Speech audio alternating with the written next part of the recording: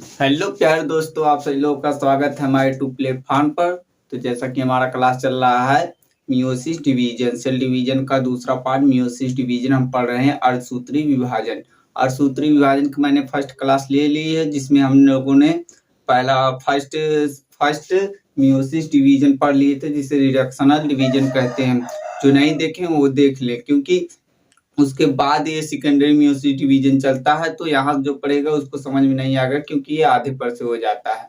तो देख लीजिए, सेकेंडरी मियोसिस डिवीजन जिसे इक्वेशनल डिवीजन भी कहते हैं। इक्वेशनल डिवीजन इसे क्यों कहते हैं, तो देख लीजिए, द्वितीय विभाजन फर्स्ट विभाजन हो चुका है ना, जो फर्स्ट मियोसिस डिवीजन। तो द्वितीय विभाजन में प्रत्येक कोशिका में दो आगुणित केंद्रकों का एक साथ विभाजन होता है।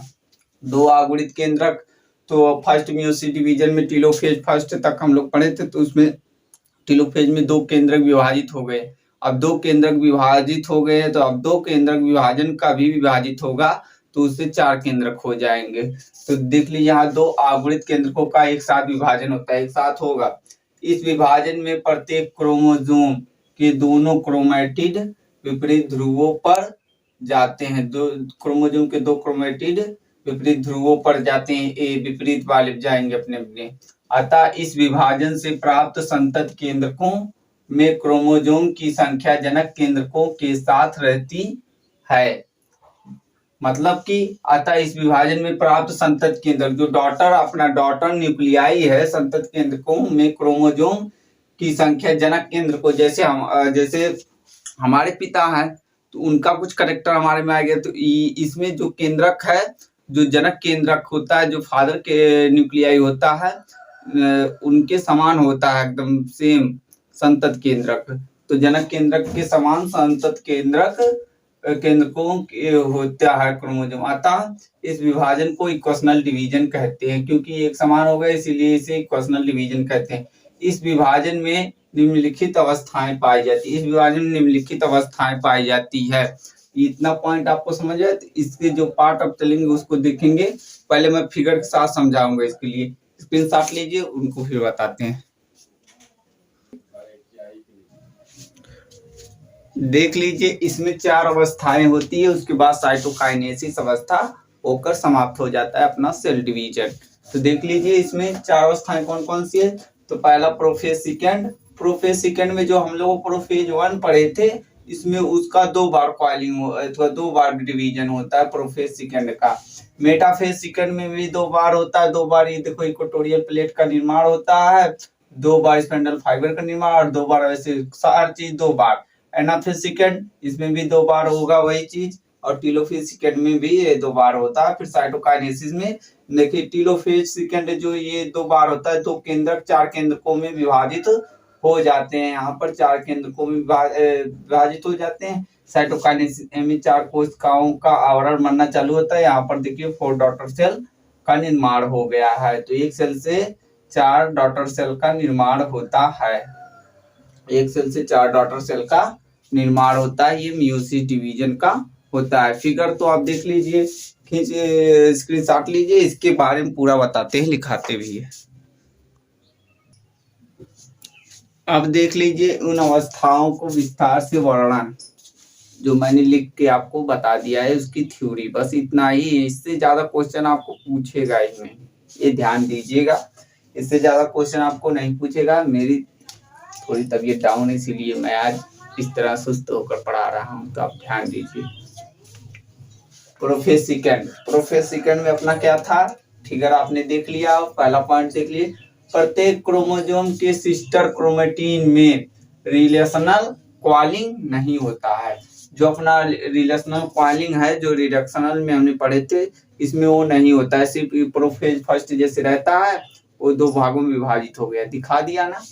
वैसे ही सिस्टर क्रोमेटिन वही कहते हैं, जो दो क्रोमोसोम अपने, जैसे ये केंद्रक था तो पास पास में दो क्रोमोसोम थे, तो उसी के सिस्टर क्रोमेटिन कहते हैं। इसमें रिलेशनल कॉइलिंग नहीं होता, एक दूसरे से रिलेशनल कॉइलिंग नहीं होता।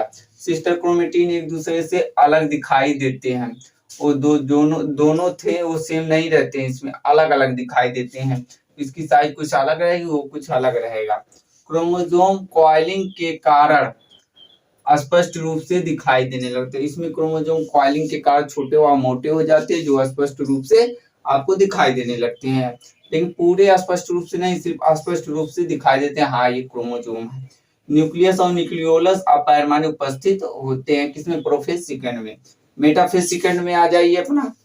मेटाफेज सेकंड में न्यूक्लियस और न्यूक्लियोलस डिसअपैर, अनुपस्थित हो जाते हैं, अपना केंद्रक और केंद्रिका अनुपस्थित हो जाते हैं। स्पेंडल फाइबर और इक्वेटोरियल प्लेट का विकास होता है, उसमें दिखाया ना, स्पेंडल फाइबर और इक्वेटोरियल प्लेट का निर्माण होता है। आपको इतना पता रहना चाहिए स्पेंडल फाइबर इक्वेटोरियल प्लेट का निर्माण कहाँ हो रहा है, कैसे, क्योंकि हम सेल डिवीजन से ही आपको बताते आ रहे हैं। सेल डिवीजन, माइटोसिस डिवीजन जब पढ़े हम, फिर रिडक्शनल डिवीजन पढ़े, जो फर्स्ट मियोसिस डिवीजन, अब सेकंड मियोसिस डिवीजन, तो कई जगह हम लोग पढ़ लिए हैं। इक्वेटोरियल और स्पेंडल फाइबर का विकास होता है। इक्वेटोरियल प्लेट पर क्रोमोसोम अरेंजमेंट होते हैं, जैसे उसमें अरेंजमेंट होते हैं, इस तरह इसमें रहते हैं अरेंजमेंट, क्योंकि उसमें एक भाग में विभाजित होता था, इसमें दो भाग में विभाजित हो रहा है, दो बार विभाजित हो रहा है, दो बार विभाजित हो रहा है, तो 4 हो जा रहे हैं, तो अरेंजमेंट होते हैं।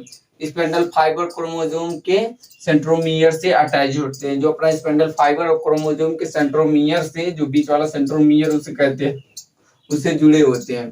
क्रोमोसोम पूर्ण रूप से कॉइलिंग हो जाता है, इसमें मेटाफेज सेकंड में क्रोमोसोम पूर्ण रूप से कॉइलिंग हो जाता है, जिसके कार्य पूर्ण रूप से स्पष्ट रूप से दिखाई देने लगते हैं, किसमें? मेटाफेज सेकंड में।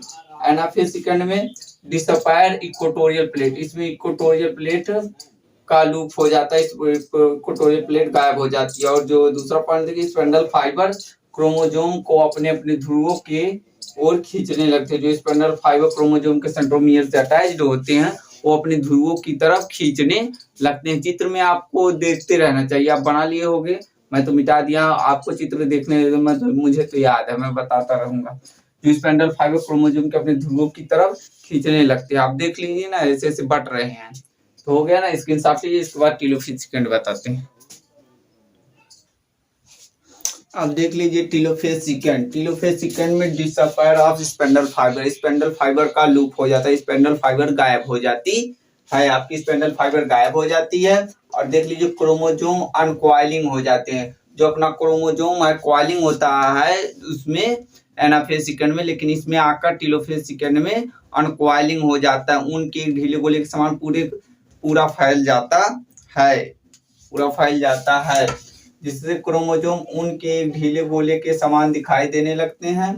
थर्ड देख लिए एंडोप्लाज्मिक रेटिकुलम के अवयव से न्यूक्लियर इनवेलप, जो अपना एंडोप्लाज्मिक रेटिकुलम के अवयव हैं उनसे न्यूक्लियर इनवेलप का पुनः निर्माण होता है, और न्यूक्लियस का भी पुनः निर्माण हो जाता है इसमें टेलोफेज सेकंड में। इसके बाद ये अपना खत्म हो जाता है, आ जाता अपना साइटोकाइनेसिस, सेकंड मियोसिस डिवीजन यहीं तक का खत्म हो जाता है, टेलोफेज सेकंड तक आ जाता है साइटोकाइनेसिस डिवीजन। तो कैरियोकाइनेसिस का हम लोग उसमें पढ़े, ये वाला पढ़ चुके हैं, ये तक सेकंड में मियोसिस डिवीजन आपका साइटोकाइनेसिस। यह टेलोफेज सेकंड के अंत में प्रत्येक सेल का साइटोप्लाज्म 4 भागों में बट जाता है।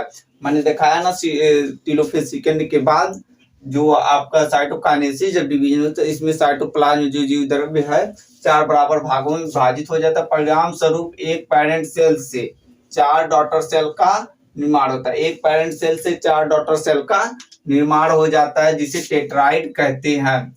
जिसे टेट्राइड, जो 4 सेल है अपना उसे टेट्राइड बोलते हैं, टेट्राइड कहते हैं। देख लीजिए नीचे, टेलोफेज सेकंड के बाद साइटोप्लाज्म के विभाजन के बाद वह हुआ, टेलोफेज सेकंड के बाद साइटोप्लाज्म के विभाजन के बाद 4 डॉटर सेल बनती है, 4 डॉटर सेल बनती है। प्रत्येक कोशिका में एक हैप्लॉइड आगुणित केंद्रक होता है, हैप्लॉइड माने आगुणित केंद्रक होता है, प्रत्येक सेल में एक आगुणित केंद्रक होगा, हैप्लॉइड न्यूक्लियस होगा। समझ आया तो स्क्रीनशॉट लीजिए।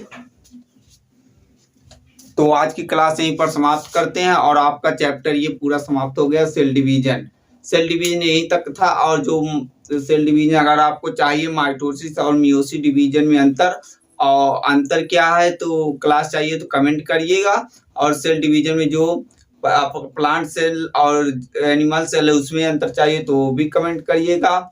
और अपना जो पादप को अथवा अपना सेल डिवीजन 2 प्रकार का होता है ना, यूकैरियोटिक और प्रोकैरियोटिक का अगर अंतर चाहिए तो वो भी कमेंट करिएगा। बाकी आपको क्लास कैसी लगी कमेंट सेक्शन के माध्यम से बताइए और चैनल को लाइक कीजिए, शेयर कीजिए एंड सब्सक्राइब कीजिए। धन्यवाद।